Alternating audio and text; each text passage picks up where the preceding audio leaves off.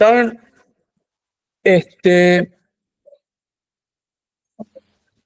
habíamos empezado a estudiar ya hace 2 sábados atrás la profecía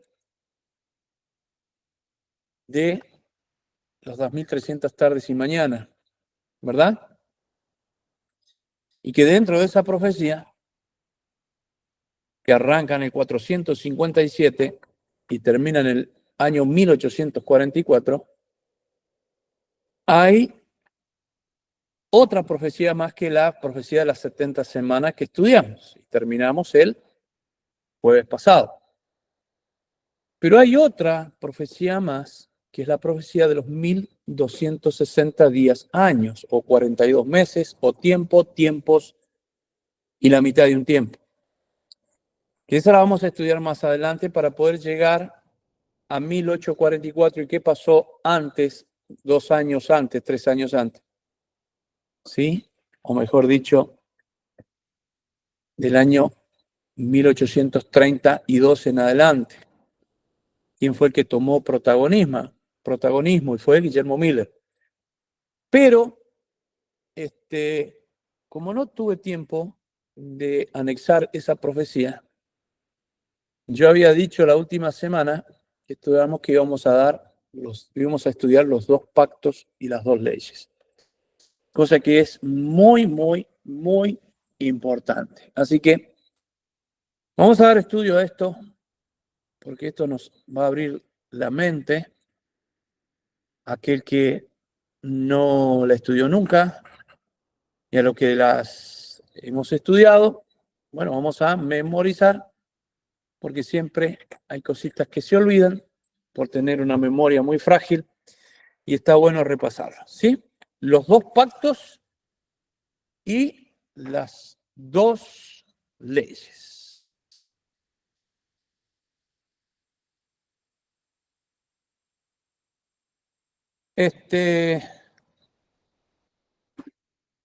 Bueno, no puedo borrar esa cosita que está ahí. Ahí está. Bueno. Entonces, gracias a la tabla de comparación siguiente entre el santuario terrenal del pacto antiguo y el santuario celestial del nuevo pacto, aquí ya estamos hablando pacto antiguo, pacto nuevo. Pacto antiguo estaba basado, sí, en el santuario terrenal, más el pacto nuevo, es el celestial, donde está Jesús en este momento, ¿verdad? Entendemos que el pacto antiguo era defectuoso, viejo y próximo a desaparecer, ¿no? Eso estaba en vigencia mientras el Señor Jesús todavía no había venido a la tierra por primera vez. Entonces, y porque el pacto nuevo es mejor y tiene una mejor esperanza, con un mejor ministerio y con mejores promesas, siendo además el último, ¿no? Y esto lo aclara bien estos versículos de Hebreo. ¿Por qué era defectuoso? Bueno, era defectuoso porque lo comandaban seres humanos, pecadores, ¿no? Porque la sangre del cordero no podía perdonar, era un simbolismo, pero que cuando llegó el pacto nuevo fue el mejor y el que tiene la esperanza en el cual nosotros estamos descansando y esperando a nuestro Señor Jesús, ¿verdad? Entonces, el santuario terrenal ciertamente no era defectuoso e imperfecto por su concepción. O sea, por el hecho en sí de que el Señor dio las medidas, no era, o porque era hecho de pieles, o porque se tenía que transportar, no era, digamos, defectuoso en sí, ya que Dios era aquel que lo había instituido.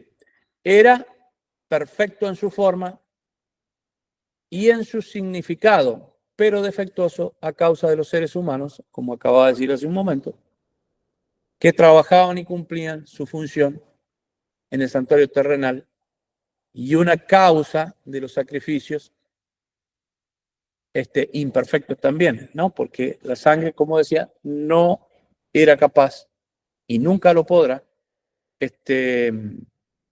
digamos, abrogar por el ser humano. Entonces, antes vamos a analizar una tabla en el siguiente slide. Vamos a comparar y tenemos que entender que ya no es cualquier sacerdote el que ministra, ¿no?, en el santuario, sino como era en el terrenal, sino que ahora es nuestro gran sumo sacerdote el que está ministrando. Y además Jesús es nuestro mediador e intercesor en el nuevo pacto. ¿Quién eran de intercesores en el antiguo pacto? Bueno, hombres que eran sacerdotes y teníamos un sumo sacerdote que era el que entraba al lugar santísimo. Y acá podemos ver esta tabla comparativa que nos va a ayudar mucho, donde dice a la izquierda, ustedes pueden ver pacto antiguo, santuario terrenal, primer pacto defectuoso. Y en la segunda tabla tenemos el pacto nuevo, santuario celestial, segundo pacto mejor y último. Por ejemplo, el antiguo tenía a los sacerdotes que cumplían su función sin juramento, en Hebreos 7:21. En el nuevo pacto, lo que está haciendo nuestro amado Señor, Jesús, nuestro sacerdote, cumple su función con juramento de Dios. Hebreos 7:21, el mismo versículo. Vamos al antiguo pacto. Había muchos sacerdotes durante los 2000 años porque iban muriendo, obviamente. Iban entrando nuevos sacerdotes. Hebreos 7:23. En el nuevo pacto, Jesús no muere y tiene, por lo tanto, un sacerdocio inmutable. O sea, Jesús no muere porque ya había resucitado, había muerto en la cruz, resucitó y ascendió a los cielos, ¿no? No muere, es el mismo Jesús que ascendió a los cielos desde hace ya poquito más de 2000 años. Si volvemos a la tercera línea del antiguo pacto, vemos que los sacerdotes tenían la necesidad de ofrecer primero sacrificio por sus propios pecados, ¿no? No podían obrar, ¿sí?, en el santuario terrenal donde estaba la presencia del Señor teniendo pecados, menos el sumo sacerdote cuando entraba una vez al año, ¿sí?, que se efectuaba el Yom Kippur. Entonces era imposible. Entonces, en el nuevo pacto, Jesús no tiene necesidad de ofrecer sacrificios por sus propios pecados, porque el Señor Jesús es nuestro sumo sacerdote, es santo, inocente, fue tentado en todo, pero nunca pecó, apartado, ¿sí?, de los pecados. Eso está en Hebreos 7:26. ¿Se van dando cuenta la diferencia del antiguo pacto al nuevo? El por qué Pablo le llama que el antiguo pacto era defectuoso. Y habíamos visto hace un ratito que no era defectuoso en sí mismo porque lo había dado el Señor con las medidas y cómo debía ser, sino que por los hombres era defectuoso, ¿no? Si vamos nuevamente a la primera tabla, habían muchos sacrificios y ofrendas. Hebreos 9:25, que apuntaba justamente, era sombra de lo por venir, Cristo que en un futuro iba a venir, ¿sí?, como verdadero Cordero Pascual. Ahora, si vamos al nuevo pacto, Jesús se ofreció a sí mismo una vez y para siempre. Es Hebreos 7:27 y hay muchos otros versículos y capítulos. Por lo tanto, hubo solo un sacrificio en el nuevo pacto. Si volvemos de vuelta, dice el antiguo pacto, se derramaba la sangre de machos cabríos, becerros, toros, Hebreos 9:12 y 13. Ahora, hoy día, desde que el Señor ascendió a los cielos, y hoy día está en el lugar santísimo, era un mediador, era un mejor sacrificio con mejor sangre que los sacrificios terrenales, Hebreos 9:23, 12:24, porque se derramó la sangre preciosa de Jesucristo, que es la verdadera sangre que realmente cubre los pecados de la humanidad. Y por último, habla de la sangre de estos sacrificios, no puede quitar los pecados ni limpiar nuestras conciencias. Hebreos 10, 4, versículo 11 y capítulo 9, versículo 9. Mientras que en el nuevo pacto, la sangre del sacrificio de Jesús sí puede quitar los pecados, limpiar nuestras conciencias y santificarnos. ¿Qué diferencia que hay, verdad, entre el modelo y el modelo simbólico, digamos, antiguo pacto, y el modelo verdadero que es Cristo Jesús? Dice el versículo profético que estamos estudiando en estos últimos temas es el siguiente. Y él dijo, hasta 2300 tarde y mañana, luego el santuario será purificado. Daniel 8:14. Sí que era lo que estábamos estudiando estas semanas atrás, y decíamos hace un momento, y todas estas dos clases últimas, que dentro de las 2300 tarde y mañana está la profecía de Daniel 9, 24 en adelante, que habla de las 70 semanas, ¿no? Siendo que el santuario terrenal había llegado a su cumplimiento en el año 31. ¿Por qué llegó a su cumplimiento en el año 31? ¿Lo recuerdan? Porque en el año 31 Cristo padeció la muerte y muerte de cruz, ¿no? Y que Jesucristo ascendió al santuario celestial, al verdadero, ¿sí? No al simbólico, que era el santuario terrenal. ¿Y qué pasó? Tras su resurrección, para iniciar su ministerio como nuestro gran sumo sacerdote celestial. La purificación del santuario solo se puede referir al santuario celestial, ¿sí? Pues en 1844 el santuario terrenal ya estaba vencido hace más de 18 siglos. Recordemos que el libro de Hebreos menciona la purificación del santuario celestial en Hebreos 9:22, y además la purificación del santuario celestial es equivalente al juicio celestial. Yo quiero que por favor levanten una manito y preguntemos, ¿sí? Bueno, acá vemos un esquema donde está el pacto antiguo, ¿sí? Aquí se ordena restaurar en este esquema y edificar a Jerusalén en el año 457, que es el punto de partida, ¿se acuerdan que habíamos dicho?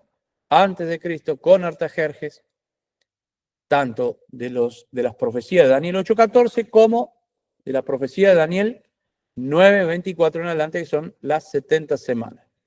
Entonces, a la mitad de la semana, de la última de las semanas, de Daniel, de la profecía de las 70 semanas, muere Cristo, cesa el sacrificio y la ofrenda, y es eso lo que queda clavado en la cruz, ¿sí?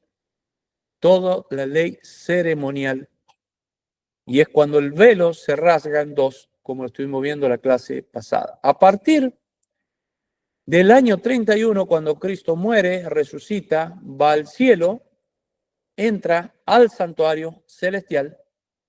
¿A qué lugar? Al lugar santo. ¿Se acuerdan que habíamos estudiado que estaba dividido en dos sectores? Lugar santo, lugar santísimo. ¿Sí? Entonces comienza el nuevo pacto a partir de que Jesús muere, asciende al santuario, entra al lugar santo, y al cumplirse la profecía de las 2300 tarde y mañana, que se cumple exactamente en el otoño 22 de octubre de 1844, el Señor pasa del lugar santo al lugar santísimo. Al lugar santísimo. Bueno, y en esa fecha es cuando nace este movimiento, ¿no? El movimiento de la Iglesia Adventista del Séptimo del séptimo día. Entonces, la ley ceremonial clavada en la cruz. Y acá está el famoso versículo donde el cristianismo no ha comprendido a qué se refiere esto de clavar en la cruz, ¿sí? Esto que nos era contrario. Bueno, la ley moral nunca pudo haber sido colgada en la cruz o haber desistido el Señor cuando el mismo Señor Jesús dijo: no penséis que he venido a abrogar la ley y los profetas, sino que he venido a hacerla cumplir. Y dio características o dio señales. ¿Hasta dónde? ¿Sí? La ley iba a estar aquí en la tierra vigente. Dice: hasta que pasen los cielos y la tierra, ni una jota ni una tilde cambiará de ella. Y que yo sepa, nosotros estamos bajo el mismo cielo y la misma tierra que es la que tuvo nuestro amado Señor Jesús. Entonces, ¿qué quiere decir? Hay dos cosas. O la ley está vigente todavía porque no han cambiado los cielos y la tierra, o Jesús fue un mentiroso, ¿no? Y sabemos que eso no es así. O se equivocó. Sabemos que el Señor Jesús no se equivoca. Acá los que nos equivocamos somos los humanos.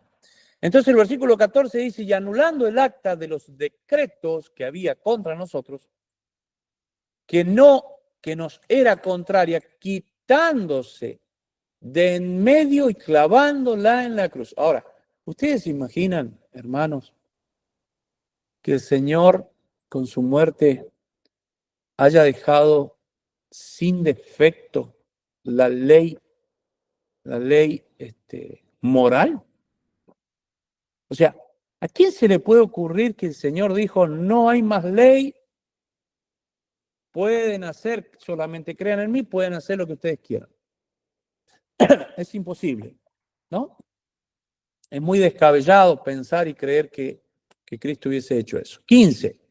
Dice: despojando a los principados y a las potestades, los exhibió públicamente, triunfando sobre ellos en la cruz. Por tanto, nadie os juzgue en comida y en bebida, o en cuanto a días de fiesta, lunas, nueva o días de reposo. Fíjense que días de reposo no está no está en singular, sino que está en plural, ¿no? Versículo 17: todo lo que es sombra de lo que ha de venir, pero el cuerpo es de Cristo. Ahora, acá hay otra slide donde dice: él anuló el acta. Vamos a mirar un poquito con respecto a esto para que nos quede bien en claro. Y acá vemos una iglesia, en una foto de una iglesia donde están los hermanos ahí cantando, alabando al Señor. Y dice: muchos hermanos de las diferentes denominaciones cristianas malinterpretan este pasaje, creyendo que se refiere a los 10 mandamientos con su santo día de reposo sábado, que fueron abolidos en la cruz, pero así no fue, como lo vamos a ver en este momento, ¿sí? Porque la palabra de Dios no es confusa, los confusos somos nosotros, vuelvo a repetir, y cuando nosotros nos ponemos en el plan de querer, con mucha humildad, querer saber realmente la verdad, el Señor va a mostrar a través de su Espíritu Santo. Entonces, la ley ceremonial es una ley diferente a la ley ética y moral de los 10 mandamientos. Son dos cosas distintas, ¿sí? Si bien en el tiempo de Israel, la ley ceremonial había que... Ahí está el micrófono ahora. Había que cumplirla, como había que cumplir la ley ceremonial, moral. Ella fue puesta a un lado del arca para que nosotros nos demos cuenta. El arca del pacto que contenía, que estaba en el lugar santísimo, esa arca tenía el maná, la vara de Aarón y las 2 tablas de piedra con los 10 mandamientos escritos con su propio dedo. Y eso tenía una tapa, que era la tapa de la propiciación, y estaban los 2 ángeles, ¿sí? Pero la ley ceremonial estaba escrita en libros aparte del arca, no estaba dentro del arca, ¿no? Entonces, ella fue puesta a un lado del arca del pacto y llegó a su santo cumplimiento cuando Cristo murió en la cruz, poniendo fin al santuario terrenal con sus ceremonias, sacrificios y ofrendas.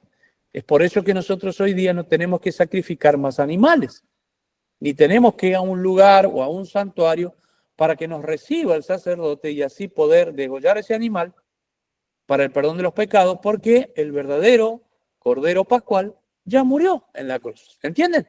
¿Qué fue lo que clavó? Entonces, esta ley ceremonial es aquella que nos era contraria, como leímos en el pasaje de Colosenses y como veremos también en el texto siguiente, veremos lo que nos cuenta el Antiguo Testamento acerca de la ley ceremonial que era temporal. La ley moral es infinita, es eterna, ¿sí? Deuteronomio 31, 24 al 26 dice lo siguiente. Orden de guardar la ley junto al arca. Prestemos mucha atención, hermanos. Dice, cuando acabó Moisés de escribir las palabras de esta ley en un libro hasta concluirse, ¿quién escribió las leyes ceremoniales? ¿Quién las escribió? Moisés. ¿Quién escribió la ley moral con su propio dedo? Dios. Ahora, ¿por qué Moisés no escribió también la ley moral? ¿Por qué Dios no le dijo, Moisés, escribe la ley moral que te voy a dictar ahora? No. Démonos cuenta, hermanos, usemos el sentido común, que la ley ceremonial la escribió Moisés, pero esta, dijo el Señor, la voy a escribir yo con mi propio dedo. Dio órdenes, versículo 25, a Moisés, a los levitas, que llevaban el arca del pacto de Jehová, diciendo, tomad este libro de la ley y ponedlo al lado del arca del pacto de Jehová vuestro Dios, y esté allí por testigo contra ti. ¿Sí? Esto nos da cuenta que si bien la ley ceremonial era muy importante porque había sido dictada por Dios y escrita por Moisés, nos da cuenta que la ley moral que estaba dentro del arca era mucho más importante que la ley ceremonial. De hecho, la ley ceremonial tuvo cumplimiento, una fecha de vencimiento, mientras que la ley moral aún está vigente y lo estará todavía. Entonces, la ley de los 10 mandamientos sigue en plena vigencia, pues es el fundamento del gobierno de Dios y la norma de juicio. Eso es lo que nosotros tenemos que entender. Si nosotros pudiésemos entender esto, qué fácil se nos haría y no tendríamos dudas, ¿sí? Como cristianos, de que la ley moral sigue en vigencia, ¿no? ¿Por qué? Porque la ley es el fundamento del gobierno de Dios y es la norma de juicio. ¿Me entienden?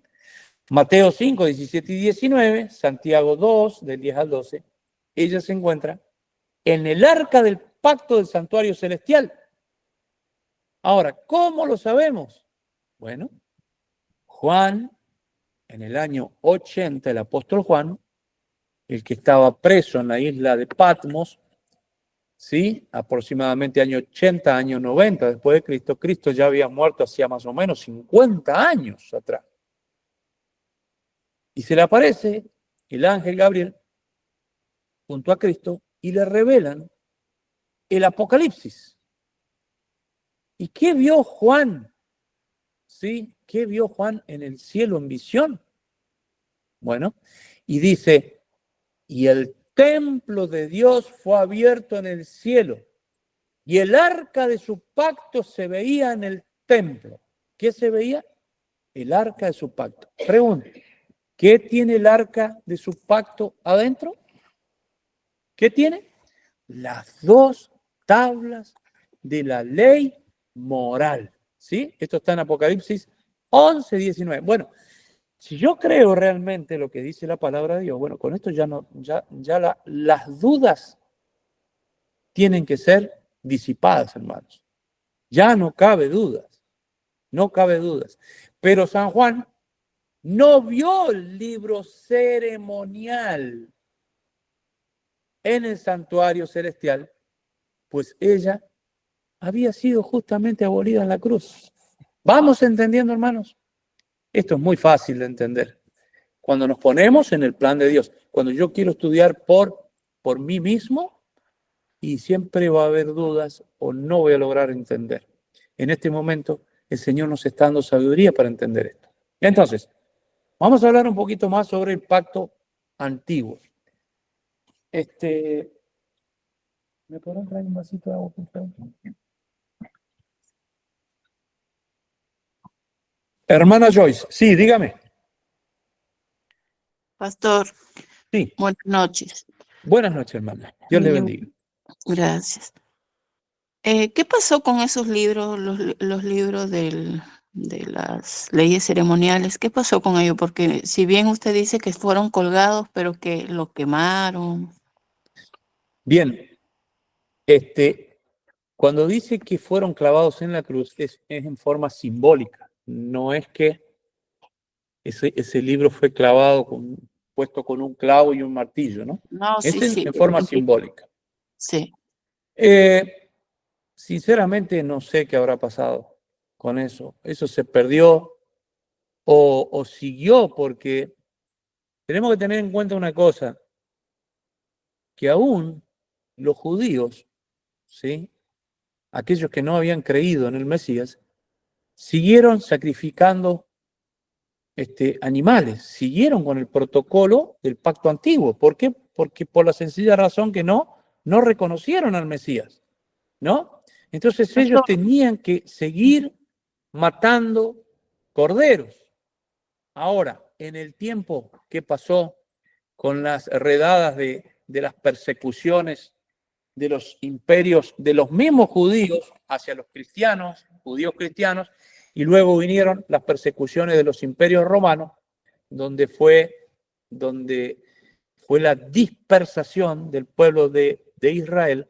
Unos fueron para un lado, otros fueron para otro, que luego, después de la destrucción de Jerusalén, los que creyeron en Cristo, también esos fueron dispersos. Ya hoy día no se sabe quién es de qué tribu y de qué otra tribu más, ¿no? Es muy confuso eso. Y seguramente en el tiempo tiene que haberse eso perdido, o tuvo posiblemente haber tomado posesión los mismos romanos. Sinceramente no sé qué pudo haber pasado con eso. Eso se perdió. Y si pastor, está hoy día, puede quedar como reliquia solamente, no como otra algo cosita. sagrado, digamos. Otra cosita, yo tengo una duda también sobre, veo que en la antigüedad como que nuestro Dios como que era más severo. Recuerdo ese pasaje, creo que es en Números, del hombre que en día sábado levantó leña y bueno, por orden de Moisés lo tuvieron que matar. Sí. Y se ven así como varias escenas en el Antiguo Testamento de que Dios, o sea, así como Saúl, cuando nuestro Señor le da una orden de que a todo el pueblo tenían que morir niños, todo, todo. En Ezequiel, Sí, dice usted. sí. Y en Ezequiel 9, Números también es del también. hombre que levantó las leñas. ¿Usted me puede aclarar? Bueno, nosotros tenemos la tendencia a pensar y a creer que porque vemos en el Antiguo Testamento se derramó mucha sangre, que es un Dios veraz, y es un Dios malo, un Dios perseguidor, un Dios autoritario, un Dios, como se le dice hoy a los gobiernos comunistas, Bueno, no me recuerdo la palabra, ¿no? Pero no, nada más lejos que eso, hermana, nada más lejos que eso, ¿eh? No, otra palabra, no la recuerdo. Dictador, creo que la dije. Bueno, a ver, uno cree que en el Nuevo Testamento es un Dios de amor, mientras que en el Antiguo Dios carecía de amor, ¿no? O de paciencia. Lo que nosotros no sabemos o no queremos entender o no le prestamos cuidado es que Dios es fuego consumidor. Es un Dios de amor y un Dios de justicia. Entonces, si nosotros vemos en el Nuevo Testamento cómo millones y millones de hijos de Dios dieron la vida por Cristo, donde Dios permitió que murieran muchos, por ejemplo, durante 1260 años, se calcula que murieron más de 50 millones de personas, de mártires, ¿no? Pero no tan solamente eso, nos volvemos un poquito más atrás. Muchos cristianos murieron con Nerón, con otros emperadores que también salían a torturar y a matar. Ahora, si nosotros nos pasamos hacia un futuro, la historia se va a repetir. Entonces podríamos decir, ¿cómo? ¿Qué pasó? ¿Volvieron las andanzas de Dios en el Nuevo Testamento y el Señor no va a hacer nada? Claro que va a hacer por su pueblo, ¿sí? Porque si nosotros vemos las trompetas, si nosotros vemos las 7 plagas postreras, eso va a ser, tengamos en cuenta que ya es el fin del mundo, donde va a morir miles de millones de seres humanos y donde muchos tendrán que dar la vida. ¿Para qué? Para poder llenar un cupo, por así decirlo, de mártires, de hijos de Dios, muriendo por Cristo en el futuro. Entonces, si yo me traslado, ¿por qué hago toda esta mención? Porque muchos creen que en el Nuevo Testamento es un Dios de amor y que Dios no va a permitir o no permitió muerte. Bueno, yo pregunto de todos los apóstoles, ¿quién es el único que murió de muerte natural? Según lo que ha dejado escrito, fue Juan. Los otros fueron asesinados, muertos. Esteban, por ejemplo, un gran hijo de Dios, apedrado. Y entonces, ¿qué pasó? Bueno, en el Antiguo Testamento, el Señor siempre se manejó de la misma manera. Siempre tuvo la misericordia y el amor para con la humanidad. ¿No es cierto? Entonces, el problema está en que hacemos esa comparación entre el Nuevo y el Antiguo Testamento. Nosotros tenemos que darnos cuenta que si parte de Israel tuvo que morir en la historia, tuvo que padecer, tuvo que ser llevados cautivos, sufriendo como esclavos, fue justamente no porque Dios no tuvo consideración con tu pueblo, sino que todo lo que padeció Israel fue por causa de ellos mismos siendo desobedientes, donde el Señor retiraba su protección y para que ellos pudiesen aprender una lección de obediencia, padecían lo que tenían que padecer. Ahora, así como este hombre que levantó leña seca fue apedreado, bueno, para nosotros, si bien hoy día fallamos o quebrantamos el día sábado, nadie de nuestros hermanos adventistas van a venir a tirarnos piedra, pero sí dice Éxodo 31, del 13 en adelante, que aquel que no guarde el sábado será muerto. Bueno, justamente era en ese tiempo, tenía esa pena de muerte, pero para nosotros también tiene una pena de muerte en el sentido de que si nosotros quebrantamos uno de los mandamientos, en este caso estamos hablando del sábado, y bueno, nos vamos a perder por la eternidad, ¿no? Yo creo, hermana, que Dios ha sido un Dios justo y un Dios de amor en toda la existencia de su creación en este planeta y de el ser humano, ¿verdad? Porque desde el primer momento que entró el pecado, se puso el plan de salvación para, para salvar al hombre. Y eso es misericordia, ¿no? Ya estuvo destinado el Hijo de Dios para que muriera por cada uno de nosotros. Ahora, usted dice, pero ¿por qué fue tan sanguinario? Bueno, yo le doy esta respuesta tan sencilla. Mire, ¿saben cuántos cristianos están muriendo en las guerras que hoy día hay en el mundo?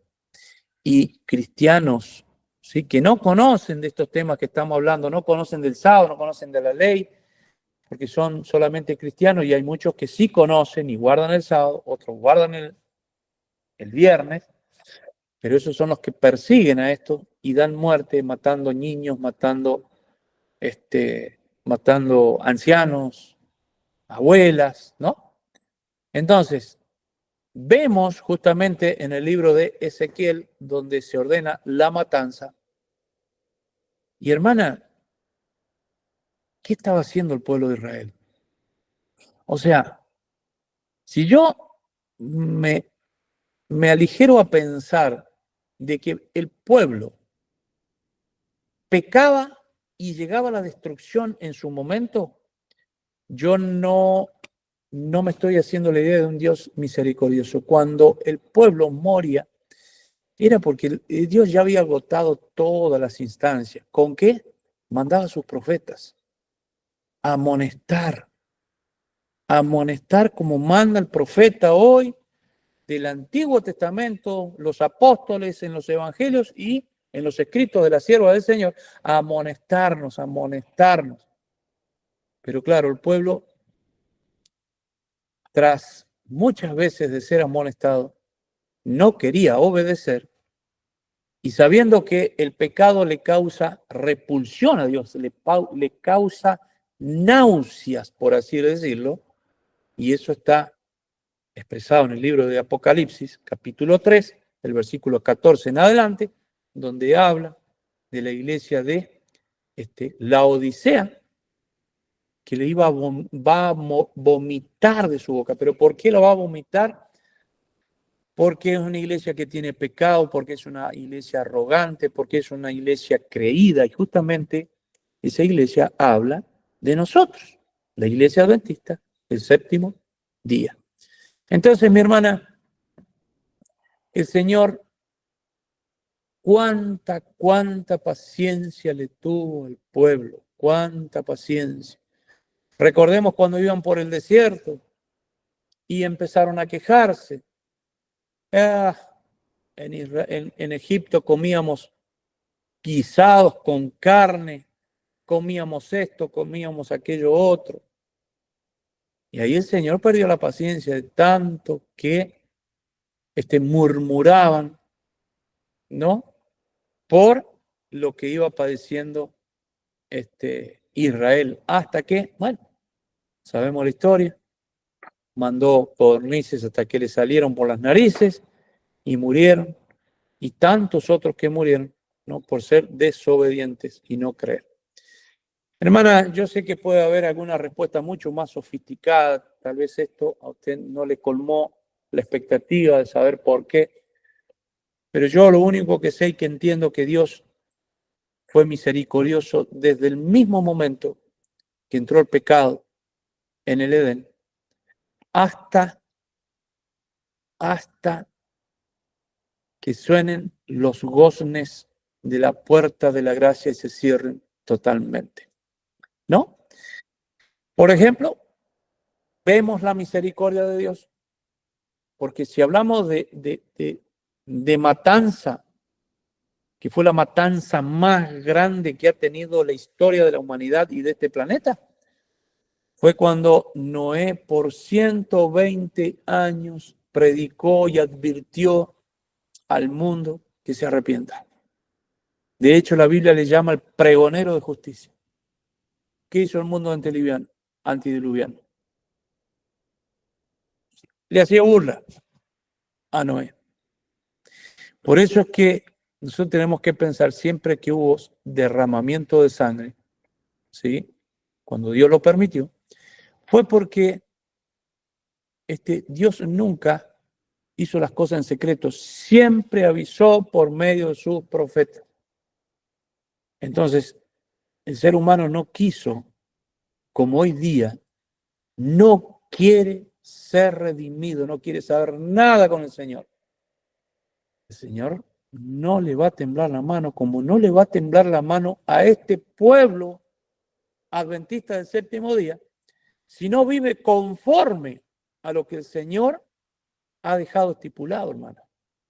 O sea, ser adventista del séptimo día recae un peso tan enorme sobre nuestros hombros que yo soy el que decido si es un gozo o es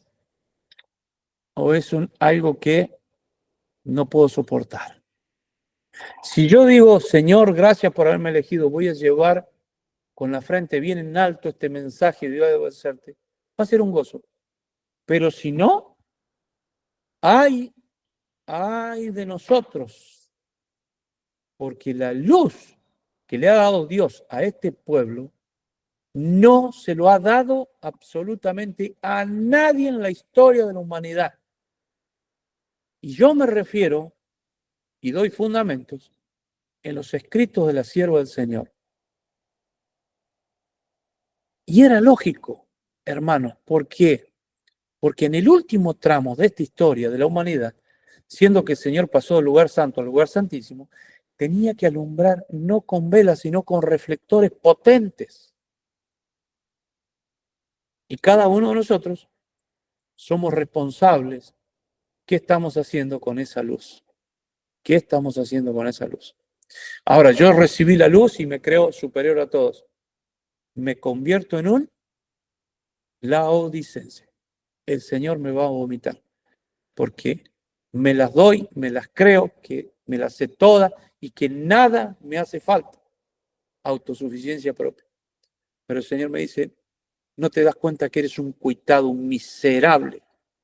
Yo te aconsejo que de mí compres oro refinado en fuego y vestiduras blancas para que no se descubra tu desnudez, y no solamente eso, sino que puedas ungir tus ojos con colirio, para que veas.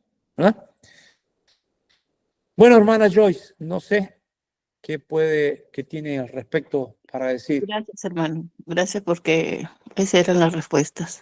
Pasa que a medida que uno va conociendo personas, siempre fluyen estas preguntas, ¿no?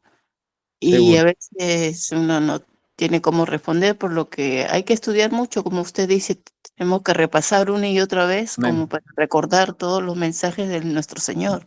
Amén. Pero yo sé que es un Dios de amor, que Él Amén. nos ama y si hay pruebas en esta vida, bueno, es porque justamente nos ama para nosotros volver a los caminos que Él nos ha mostrado siempre, ¿no? Claro. Tenemos que tener en cuenta, hermanas, que el amor de Dios nunca cambió para con la humanidad, con su creación y con sus hijos. Nunca. Si nosotros vimos a lo largo de la historia lo que quedó plasmado, que hubo, que el Señor permitió, fue por el hombre, no por parte de Dios, fue por el hombre. El Señor advirtió, pero el pueblo no quiso hacer caso, como si lo mismo va a pasar, porque la historia se repite, en el tiempo del fin. Vamos a estar, el mismo Señor Jesús lo dijo en Mateo 24, ¿no? Que antes de su venida iba a ser exactamente como fue en los tiempos de Noé. No, yo tengo mi buen trabajo, yo no quiero saber nada con las cosas de Dios, ¿no? Por ejemplo, acá hay un vecino que tiene una inmobiliaria, un muy buen pasar económico. Está bien, están todo el día metidos ahí, son esclavos, ¿no? Y yo un día le ofrecí estudiar la palabra de Dios. Y él me dijo, no, gracias, yo ya tengo mi religión. Y yo dije, bueno, está bien, se respeta, ¿no? Porque por lo menos el hombre, no sé, hubiese aceptado una reunión como para saber qué es lo que cree el vecino, ¿no? En quién cree, de qué es lo que hacen estos, todos los sábados que se juntan, que los veo vestidos no igual que durante toda la semana, que, bueno, allá él no quiso, como tantos que le hablamos las palabras de Dios y no quieren escuchar. Bien, sigamos un poquito más, ya se nos ha pasado el tiempo, nos quedan apenas 12 minutos. Dice, aquí nos explica una vez más que todas estas ofrendas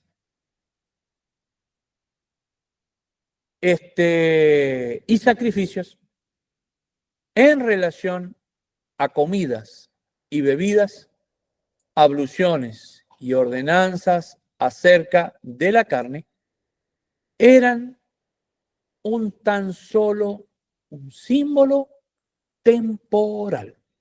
¿Ve? Ahí vemos en esa foto aún en Oriente, personas que todavía siguen con la cuestión de sacrificar animales. Eso tenía un tiempo, una fecha de vencimiento, como lo tienen los lácteos, los alimentos, los medicamentos, ¿no? Entonces, este símbolo temporal, impuestas hasta el tiempo de reformar las cosas, o sea, ¿cuándo se reformó? Cuando vino el verdadero Cordero Pascual, en el año 31, en el cual Jesucristo murió en la cruz y fue abolida. Esta sí que fue abolida, ¿sí? Esta sí que dejó de ser esta ley ceremonial de santuario terrenal,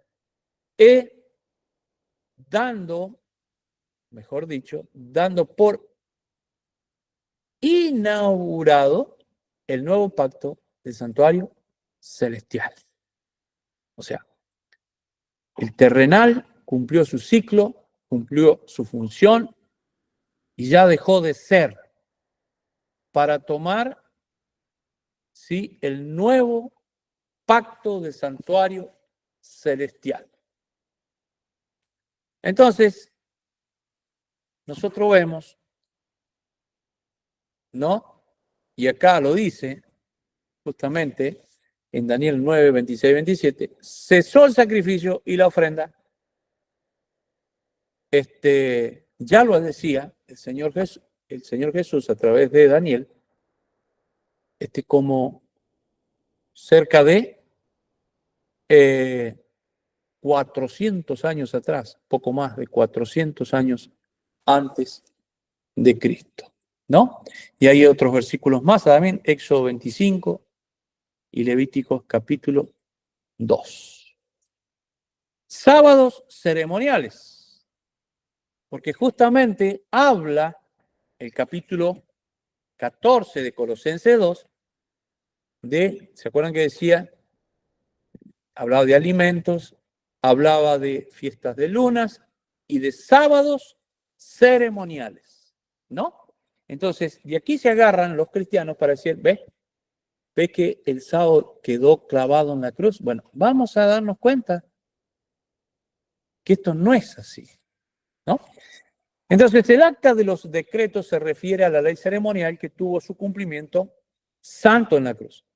Todas las leyes ceremoniales que tratan de comida, bebida, días de fiesta, lunas nuevas y días de reposo, no está hablando del día de reposo, está hablando de días de reposo, porque se celebraba, se le hacía una fiesta a el día sábado, que no era precisamente el sábado semanal que nosotros conocemos, que podía caer un martes, un miércoles, un jueves, un lunes, ¿sí? Entonces, estos días de reposo, que eran parte de la ceremonia en el santuario terrenal, fueron, ¿qué? Abolidas en la cruz, pues cumplieron su santa función. ¿Qué quiere decir abolir? Quiere dejar sin efecto. ¿Estamos? Pero debemos entender que el sábado, que es el sábado que nosotros nos reunimos, el sábado del Señor, del paraíso, no pertenece a las leyes ceremoniales. Las leyes ceremoniales recién se hicieron necesarias cuando la especie humana cayó en culpa de pecado. Entonces, ¿qué quiere decir? El sábado, cuando el Señor instituyó el sábado, cuando el Señor descansó el día sábado, no existía el pecado. Entonces, nosotros tenemos que decir que el verdadero sábado, que es el sábado pasado mañana, que no ha tenido ninguna clavija de movimiento, o sea, el espíritu profecía, la sierva del Señor dice que el sábado que nosotros vivimos hoy día, es el mismo sábado de la creación, ¿sí? El diablo lo intentó mover, ¿se acuerdan en Francia cuando quisieron estirar la semana a 10 días? No pudieron, porque es el único ciclo de tiempo que es inamovible. Por eso el Señor lo hizo así, porque sabía que el diablo iba a querer cambiar el sábado. Es decir, alguien puede decir, no, el sábado que ustedes guardan no es sábado, en realidad es día jueves, o es el cuarto día de la semana. No, Señor, estamos guardando el mismo día del cual el Señor descansó. ¿Sí? Entonces, el sábado del Señor, como lo ordenan los 10 mandamientos, ya existía cuando todavía no había ninguna sombra de pecado que ocurriera en relación entre el hombre y Dios. ¿No? Lo que acaba de decir Cristian. No tiene relación con el pecado el sábado. Por lo tanto, no debe ser confundido con los días de reposo simbólicos que ocurrían el primero del y decimoquinto del mes séptimo. Primer día, día décimo y decimoquinto. Se celebran las fiestas de sábado, pero del mes séptimo. Entonces, ¿cuándo vinieron los sábados? ¿Sí? La fiesta de sábado, cuando entró el pecado. ¿Sí? Dice, los sábados de sombra de la Biblia son ordenados en la ley ceremonial de los judíos.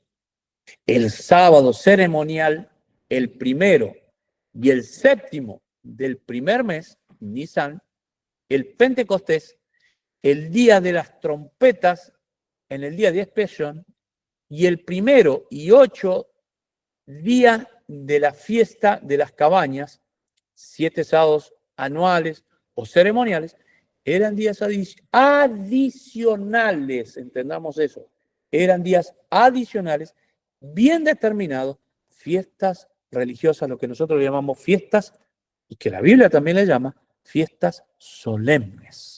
¿Sí? Hace poquito estudiamos todas las fiestas solemnes. Eso puede ser un estudio a futuro. Siempre caían en diferentes días laborales, como por ejemplo martes o jueves.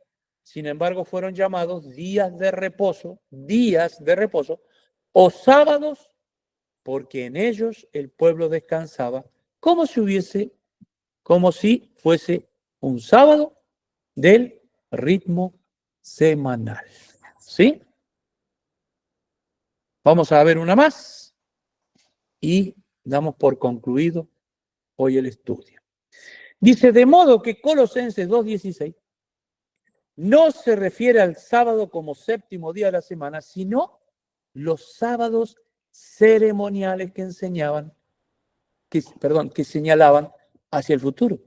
Por ejemplo, la Pascua que señalaba a Cristo, dice, por eso eran sombra de lo que ha de venir.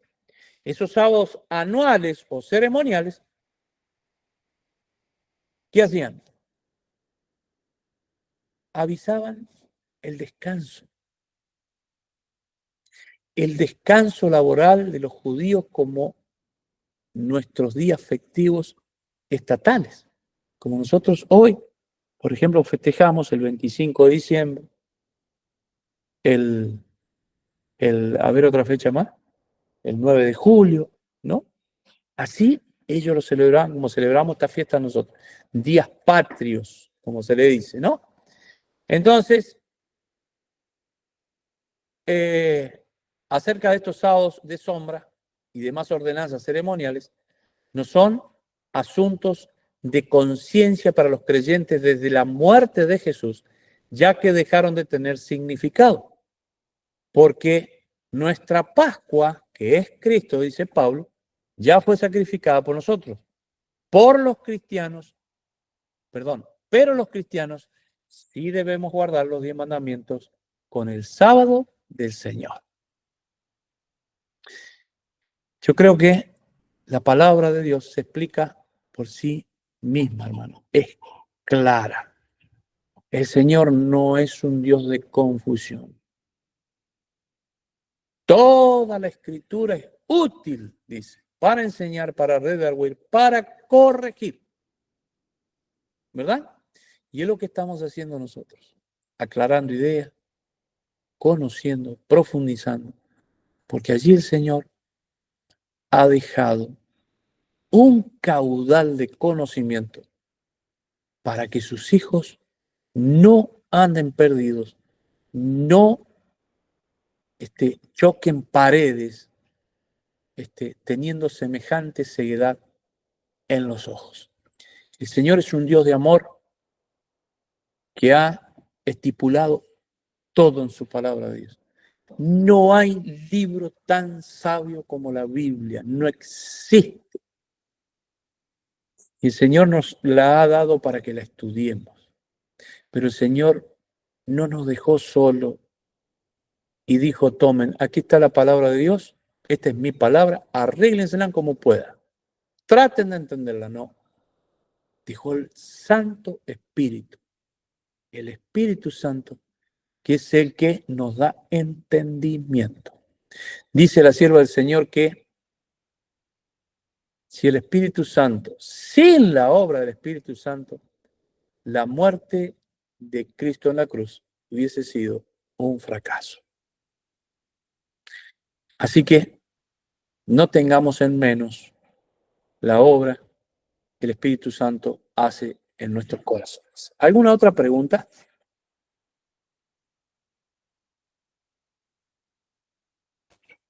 ¿Los jóvenes tienen alguna pregunta? ¿Vieron qué bueno que es repasar esto, hermanos?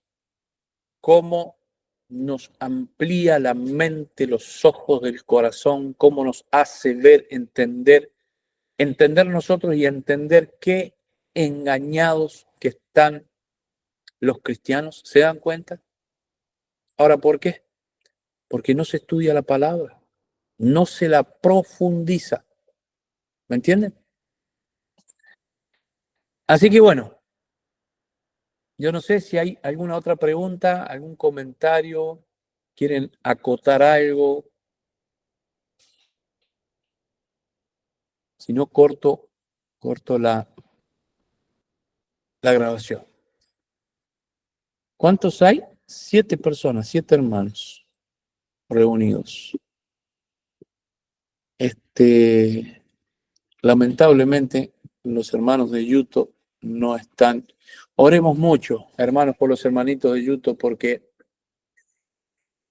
el otro día hablé con la hermana Antonia y me dijo que se estaba enfriando, que estaba bajoneada, ¿no? Entonces yo traté con el Espíritu Santo levantarle el ánimo y decirle que en nosotros puede haber muchos errores, pero la verdad no se mancha, la verdad es del Señor.